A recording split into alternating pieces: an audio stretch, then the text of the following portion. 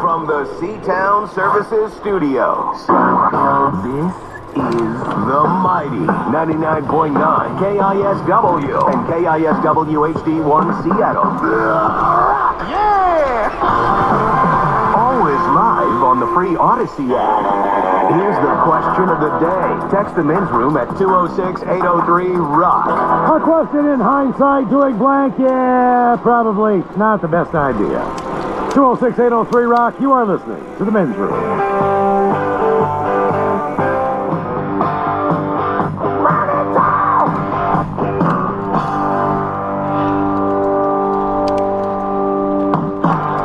99.9 KISW. The men's room returns with Miles and Thrill.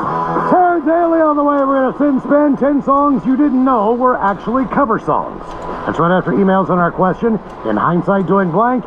Yeah, probably not the best idea. Fortunately, a lot of these cover songs Hello, nowadays Bob. Welcome to the men's room. Suck. Hello, Bob. Bob. Good old people around today. Yeah, no. Hello, hello, Jay.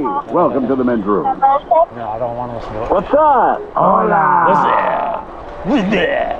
Yeah, so when I was about 10 years old, me and my cousin decided to play cowboys and Indians, and we got my grandpa's BB gun. So I decided to give him the BB gun because, you know, Indians, you can't see them because they're invisible. And he decided to shoot, and I got a BB gun right in the middle of the forehead. And I still got the little hole from where the BB got stuck. How long was it stuck in your face? McCord rollback. Long enough for me to wipe it off and then start yelling that my cousin shot me with a BB gun. Was it? It's probably about 5 minutes. Okay. Did it penetrate the skin, Jake? Yes. It got through the skin, and it was just stuck like right there by the bone. Yeah, we used to have BB gun wars too. Yeah, you can't. I started trying to peel it off. Finally, it popped off, and then we had to go tell my mom that I was bleeding, and that was a bad idea. I'd say that's worse than getting shot with that one. Mm-hmm. I mean, if you're gonna do crap like that, you just can't have your parents involved in it. We agree. We did the worst thing in the world. There was a marching band that went up and down our neighborhood, right? This is not the worst thing. This is funny. But we were up all night. So it was one of those nights where we'd already snuck out. We'd been out. The band, this was the middle of the summer, and they would practice their marching because they were in parades and everything else, whether it was a Labor Day parade. Right. They would still practice all year round if you're in band. But they would practice at 7:30 in the morning. Now, this was annoying as hell, especially when, like, we rarely ran the air conditioner that much, so the windows were always open. Sure. All those things in my house, anyway, growing up. But they would wake you up every single morning, and essentially, instead of hearing music, all you heard was, is it their cadence? Is it what is the just drum line, you mean? What is just the tune you play while you're waiting to actually get into the songs you're going to play? Like your basic marching music. Right before you break it. Just drums? Well, no, it's all the band.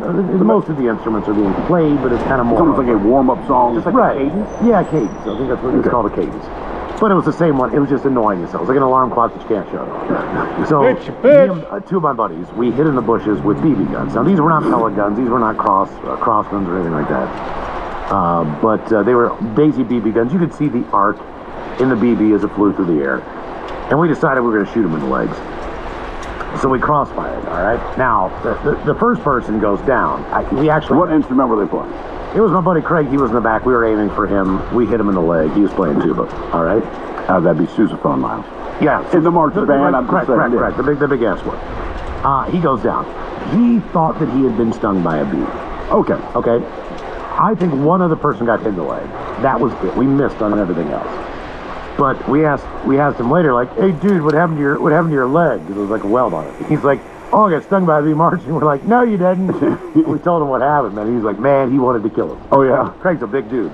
Anybody who plays tuba, typically somebody who can handle carrying that size and marching with it. I'd be pissed, too. Yes. We told him why. And he's like, look, man, this is not my, not my choice to do this. It's not my choice to be there in the morning on these summer days. Sure. But that's what we did. It was stupid as hell. How did he go down? Was it slow? Did he drop instantly? He dropped to a knee. Did he? Yeah, he dropped to a knee. He dropped to one knee and just started rubbing it real hard. And He told us he thought he got stung by a bee. That's fair. That's what I would think. Yeah, right? So he didn't realize what was going on. But Did he ever try to shoot you at practice? he was the center. Oh. Craig was. You shot your own center with a BB gun while he's practicing for a band? I remember this. He was one of the few tuba players. All right. So not only would he high school games. Yeah. He would go out in his football uniform and play a song or two with them, whatever the new song. Are you kidding? No. Damn. And then he would go back on the side. He probably, like, at some age, they were like, you got to play this instrument for us. Right. You're the biggest kid in town. Well, yeah. Or he was one of the only ones to play tuba. So he would stay on the field while we would go in, get, changed up, cleaned up, go through our meetings and everything else. We'd come out and brief him, and then he'd be ready to rock. But he was out there with the tuba, like, he'd take his shoulder pads off, and his helmet off. But other than that, he's still in his pants and everything else. That's just the way it went down. I've heard the story a few times. I've never heard you mention it when you said it. I did not know that. You're right. That is probably the worst thing you could have done with that. All right. Also, too, man, I would put my hand. What did you do next? Shoot the catcher when you were pitching? Okay, also, Ted, what I would do is I would take from the middle knuckle up, right? Yeah. Sometimes, and just hover it kind of over his testicles because I knew where they were. And so when he would snap, I'd snap my fingers up. Shoulders. So I took Glass that stones. because he would never wear an ass pad. Kinds of debris. So because he's the center. So he'd teeth, and he'd just go. Loose gravel. I was like, dude, you just got to get back farther. Like ice to So he would two-wheelers. throw it back farther, but I still snap my fingers. Right. Just tapping. I hope he let loose and look out and didn't yell look out. Give him a little tap. I know. Somebody just swim over his ass. Yeah, that's what I'm saying. We're on by 20 years. Oh, I missed that one, Montgomery. My bad. Was that a blitz? In hindsight, doing blank, yeah, probably not the best idea. 206-803 rock. Just bring the linebacker, too. I ain't going to do crap on the Here we go, dude. Here we go. On a double event there, yeah. Sure. Hello, Tommy. Welcome to the men's room. Hola, Majolas. Hola. Hola. So I'll try and make it short. It's a two-parter. In my wild days, I was trying to skateboard, and I was getting my ollies, which is, kicking your board up a little bit high. And we went to the top of a high school. It was 2 stories up, and I thought I could stall, pretty much go onto the curb, like right to the edge of the top of the building, and stall. Well, I got a little too well, and I went over. And so when I went down, I grabbed a tree, and I shucked all the branches, landed on my legs. That was stupid number 1. Go home, my dad says, can you wiggle your toes? I said, yeah, my ankle's swelling up. I said, okay, we'll wrap it up, give you some crutches, and you'll be fine. I went to a mosh pit, I went to school for 2 weeks, and finally we went to the hospital, and he said, your leg is broken so bad, the bone would have gone out the bottom of your foot and out the side of your leg. So now I have a titanium plate and 8 screws still there. And they said if you break it again, we're going to have to take it off. How many years ago did this happen? Let's see, I'm 36 now. I was 17. Right. This was in high school. Let me ask you, when your father said, can you wiggle your toes, did he also point out that you're new? Like, did you tell him the truth of what happened? Ish. Yeah. Okay. How did you explain? Because if my kid said, hey, Dad, I hurt myself, obviously I'm worried. If he told me that he's going to stall at the edge of the 2nd story of his high school, I'd be like, hey, dumbass, that's why you're here, man. I think I'd laugh a little. Like, that's stupid. So how did you explain to your father what you did? I said I was skateboarding and I tripped. Okay. Right. That's not lying. Exactly. They misdiagnosed me on a sprained ankle. So for 4 weeks I was doing PT, every day, stim, the whole deal. It sucked. Rubber band work. You're on like a half a ball where you gotta rotate your ankle all the way around. 4 weeks of this, nothing. Finally go and get an x-ray, completely broken. Then you get in a cast. Then you get into a boot. So you're 4 weeks behind us. Then you start your whole procedure. Like the whole thing. I just wasted a month of my life doing all that stuff. Did they not do an x-ray the first time? They did not, because they did not believe that there was any indication he was broken. Well, it's why you do an x-ray. Well, to me, that's the exact reason you should do an x-ray. Even though I was swollen, I had pretty good range of motion. They just thought it was like an outlet split. But in fact, the whole thing was broken. In hindsight, doing blank, yeah, probably not the best idea. 206-803 rock. Hello, Marissa. Welcome to the men's room. Hola. Hola.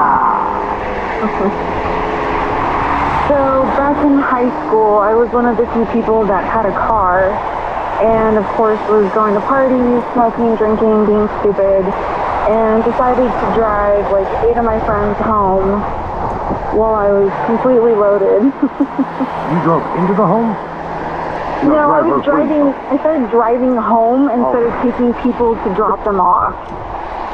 And instead of like making a whole U-turn, I decided to like jerk the wheel, did a 360 on the on-ramp to head to 405 towards Kirkland. It was like maybe a foot from hitting the cement wall.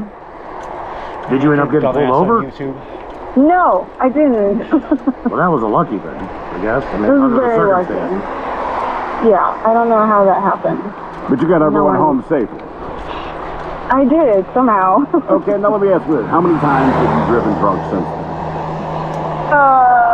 Quite a few. I was driving from Fremont to Redmond, blacked out, I don't know, probably for like 6 months or so. Idiot. For about 6 months? You're blacked out? Yeah, well, my friend worked at a bar at the George and Dragon, and so I would go there and drink and then drive home and like kept doing it like about once a week. Okay. And you never got pulled over? I didn't. I don't know how. I'm assuming I got lost so many times. Are you a huge soccer fan, or just you could get the booze there? No, I could just get the booze there. All right. Okay. Yeah, I mean, that's pretty much how They it have a works. great cheesesteak. God, they do, man. Quick side note. They do have a solid cheesesteak. And it's also funny, it's an English style pub. And so you But they have really good food. Well, they also and give that's you the thing. they give you a 2 pints. They give you 2 pints, but to Ted's point, you know, English food, like I said, you can't really find an English restaurant. Find an English pub, but the food's garbage. They're universally known for horrible food, but you go to George and Dragon, where everything feels very authentically English, and then thank God they said, we're not doing that. I mean, they still have English stuff. But that's when I first learned what a bap was. And the guy was like, right, because I was in there watching some art. It's just, it's a breakfast. Oh, sweet. Yeah. You know the one rule? No soccer from South America. Really? No soccer from, Central America. Just European soccer. Or American soccer.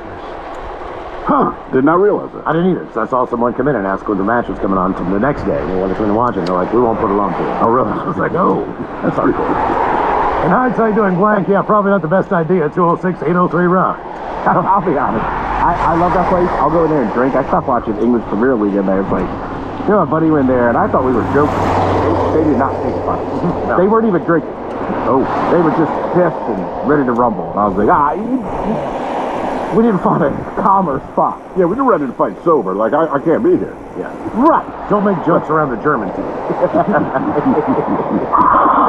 Hello, Bob. Welcome to the men's room. Yeah, so when I was about 16, was Bob? Is this Brian? Yeah, Is this Ezra? we used to be. No, this is Bob. Bob so we the used to Ezra. go. Well, he's not like a good guy, but no, this is Bob. But anyways, I used to call. go car surfing with a couple of friends, and then one time, an idiot, he decides to, when a guy was on top of the car, he slammed on the brakes. Of course, the guy, he couldn't stop, so he broke his leg, and we took him home saying that he fell down. Oh. Ezra, was this more difficult for you than the time that you got busted shoplifting? I don't know who that is. Okay. Okay. All right. Right. We've had Bob. We've had Brian. We've had Ezra. All right. Come on, man. What do you think the next name's going to be? Steve, Dave. Probably you just can't miss his voice. No, he doesn't That's realize so that. Like, hearing his voice is like seeing my child's face. I know who it is. That's like seeing You know what I mean? Shaquille O'Neal and going, Shaq, and he goes, Love me, mother's Tom. But, yeah, goddamn Shaquille O'Neal. yeah, we know who you are. Right. You can't hide. You're Shaquille O'Neal. Go, go Tigers. It's like, I went to Florida. No, you didn't. My name's No, Tom. you didn't. I'm Ezra. In hindsight, doing blank, yeah, probably not the best idea. 206-803-ROCK. I couldn't pay attention to the story. I know. I was just like, I know who this is. Mike, we should string all those calls together with those different names so we can And it's like, you be the judge. Same guy or no, huh? He sounds like a good guy. Like, yeah. That was a decent cover out of him. Yeah, he did. I giggled. He didn't admit it. Hello, Tom. Welcome to the men's room. Hola. So my junior year of high school, I was about 16. Me and a buddy lit my cousin's hair on fire. Oh, Jesus. How long was his hair? Well, he kept it. I mean, it was longer than mine, but I've always kept like a affinity, I guess we'll say, for hairspray.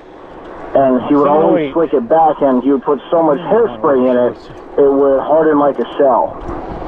And we're hanging out at his place one night, just being idiots, and our buddy just goes, "Hey, let's light your hair on fire. You know, it'll just burn through the shell." And it took some convincing, but he agreed to do it, and that's exactly what happened. Although he didn't know anything was wrong until we started smacking his head because the fire grew so much. Was he burned at all? No, touch his hair, but the following year we tried it again, but he had changed his hairspray. So it tried it again? Yeah, we wanted to try to get pictures this time, but he had changed his hairspray by then, and so it didn't harden his hair into a shell. It just literally just went up like a human torch, and he was freaking out because he can feel it now, and nobody will get out of my way so I can smother it with the towel. The towel ended up lighting on fire. Oh no! Yeah, it was shenanigans, and he got chewed out by his doctor like the following week for that. I bet he did. Well, yeah, when you volunteer to do it, man. I mean, it's one thing, like, if someone shoots you. It's another thing, like, oh, I told him, yeah, go ahead. I remember jackasses at parties would go outside, like, and just light a can of hairspray on fire. We used to do that. And just kind of torch it around. Oh, yeah. Dude. Yeah, I had friends that did that. Not a very smart That idea. was like... That seemed like that was like 8th grade kind of... That was about right. That's the hairspray. Most people use that or gel. Yeah, we used to do it all the time. I'm like, it's stupid, but again, you forgive yourself. You're at the age where you're stupid. Like, that's the age to do it. Right. My buddy, he was doing a bonk hit, just leaned over. He had hair down in the middle of his back, Craig again. And he bent over and lit the bong, and he didn't realize it. We didn't realize it either. It just hair started to rise. You couldn't really see a flame. Right, just burning slowly. By the time it was done, man, that guy who had been growing his hair for 3 years had bangs. So, basically, we were like, all right. Looked like he's the Spinal Tap. Yeah, but he looked like Neil from the Young Ones at first. Right. But then, when all that thing went up, he kind of looked like, I don't know, Bob's Burgers kind of a situation. But he did shave half of his head at first. And for one day, he went around with long hair on just one side of his head. All right. Because he wanted to do that just for the hell of it. Sure. At this point in time, his hair was ruined anyway, so he just took the clippers and drew a line down the middle of his head. And then he got somebody complimenting on him. He did it another day. And he finally shaved the rest off over the weekend. Like, he's kind of in that scene anyway. Right. So when he showed up, after you've been growing your hair that long, when you just shave half of it off, people are like, what the hell, man? Oh, I just thought I'd try it. Instead of admitting the truth, he basically fried it. Yeah, lit my hair on fire. With a bong. In hindsight, doing blank, yeah, probably not the best idea. 206-803-ROCK. Hello, Tony. Welcome to the men's room. Hey there, it's Hola. So, me and a bunch of friends, we wanted to go swim at night, and high water wasn't over yet. We're rolling through a construction site, see some construction horses with lights on them. We figured, let's throw a few of these in the bed of the truck. We'll head out on the river and see what we can do with them. So we throw them in the swimming hole and jump off the cliff for a good 45 minutes, an hour. Are they still blinking under the water? Are they still lit up under the water? Yeah. Okay. They lasted for 3 days until the local government found them. Okay. And, at the time, we didn't think much of it. There's seven of us, nobody keeping tabs on each other. It's the middle of the night, no light except for the lights in the bottom of the river, and probably shouldn't have done it. Yeah. I mean, it's not the worst thing, but again, at that age, I understand, man. I was kayaking a few years back to the cut right when they started to put the rental bikes on the street. Yeah. Well, they have a light on them that blinks. Like, okay, this is where I am. This is where my bike's in service. I'm kayaking through the cut, like the Motley Cut. And I look down, there's all these red dots everywhere. Oh, no. I was like, what the hell is that in the bottom of the canal, And I'm looking down, I can't really see. It's sunny, it's kind of like a glare, and I finally kind of like cup my hands and look down, like, oh, someone's just they're taking these bikes and just throwing them in the U district and basically just throwing them into the canal. And there's like 10 bikes down. Jesus, man. It's just like, oh my. What in the hell? Tara Daly coming up. We'll sit and spin 10 songs you did not know are actually covers. That's coming up with emails next in the men's room at KISW.com. Next space.